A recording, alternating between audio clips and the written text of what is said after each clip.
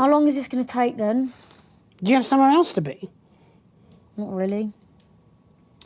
This first bit's about 10 minutes, then we come back at 8, 9, and then a long show at 10 to do the results. This thing's going to cheer me up then, is it? I very much doubt it. Well, is it safe? Let's hope so. Not very reassuring, are you? No, I'm not, but at least I'm not lying to you, young lady.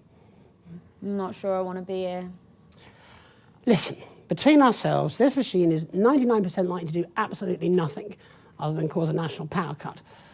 The science behind it is dubious at best, and as for the man in charge of the Happiness Collective, well, it seems to me like he's barely cracked a smile in his entire life.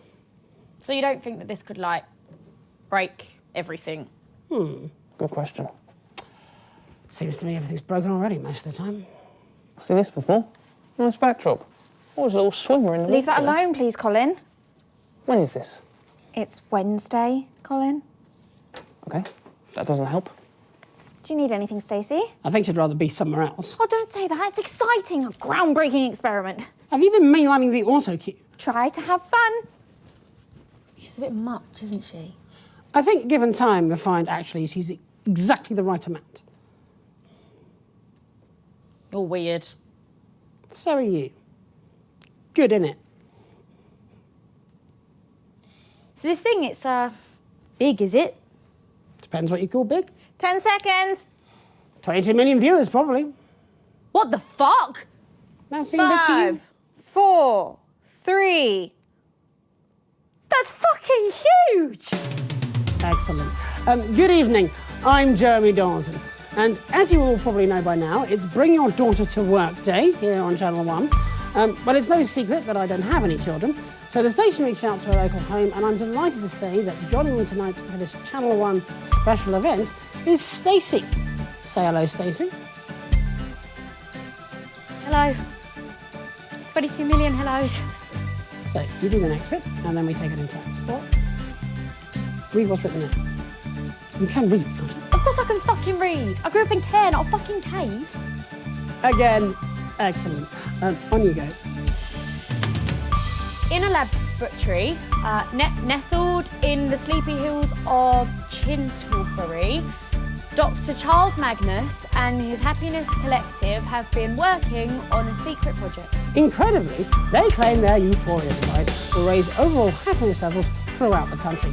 Tonight, live on Channel 1, we'll be putting that somewhat grandiose claim to the test. We'll be in and out of the schedule throughout the evening. All fucking evening. I'm meant to be meeting Gary Hales and Kelly Nifons later. I don't know who they are. Keep reading. We'll be in and out of the schedule throughout the evening. Oh, I've said that.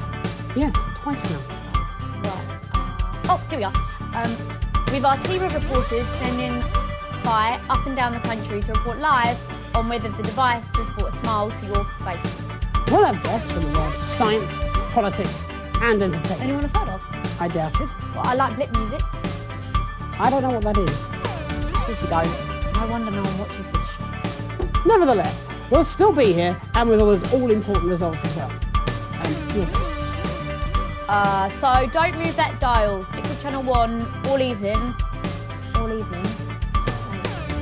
As we bring you The Night of Smiles. And 35 seconds back. Can we get the guests in, please? Dr. Magnus, you could sit here, please. Who are you? Chester Mims, 24. My favourite palindromes are civic, rotavator, and no lemon, no melon. What? Chester's here to push the button. Oh, that's not until after the Prime Minister. Go away, Chester. Yes, Dr. Magnus. Oh, Chester. 10 seconds, everybody. First rule of news, never, ever, ever feel sorry. 5, 4, 3. Off you go then. Again. You got this. Welcome back. In just a few minutes, the impressive machine behind us, will be activated in the first ever mass experiment of its type. So let's meet the man behind the merriment, Dr. Charles Magnus. Dr. Magnus, welcome to the show. Just before we came on air, Stacey was asking me if your machine might, in her words, break everything. Oh my God, you're such a grass. So let's start there. Is this experiment safe, Doctor? Well, I suppose that's a fair question, and probably one that's also on your viewers' minds. All I'm saying is I saw this film once where time got stuck and that seemed like really bad. Well, while no science is without risk, I can assure you that the chances of time actually getting stuck, as you say, is less than 1 over 10 to the power of 64. So it could happen then? Well, anything could happen. For all we know, it may have already happened. I don't understand. It's theoretical metaphysics. No one understands. It is, however, more likely that you will have a spontaneous pulmonary embolism or be struck by lightning than that time will actually become unstuck. I don't want to be struck by lightning. And you won't be. Nah, I don't like it. Something doesn't feel right.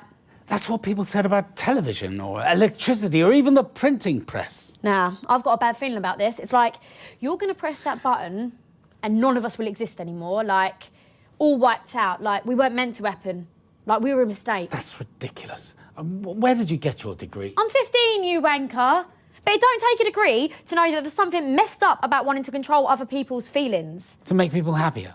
Well, you didn't ask for my permission. No, and I've no intention of doing so either. Chester, if you please. Well, before we start the machine, we do have to go to Peter Clement and Julia Salisbury for a special message. And that's still being set up, so if we could all just take a breath.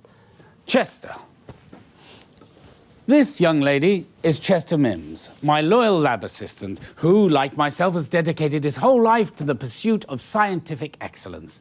He is a man who is educated, he is inquisitive and rigorous, and these are, young lady, qualities I might suggest you would do well to cultivate within yourself. Have you got a problem with me? Why does ignorance always have to speak so thunderously? What are you calling ignorant? I'm not the one playing God here. That's you. Well, actually, it's Chester. Mr. Mims, if you would like to proceed with the activation process. Do you mean, Yes, push the red button, yes. Righty-ho, Dr. M? That's, so-co by me. Wipe us out of existence. How fragile do you think reality actually is? Yeah, well, I'm ignorant, aren't I? Probably wouldn't go trying to break it to find out.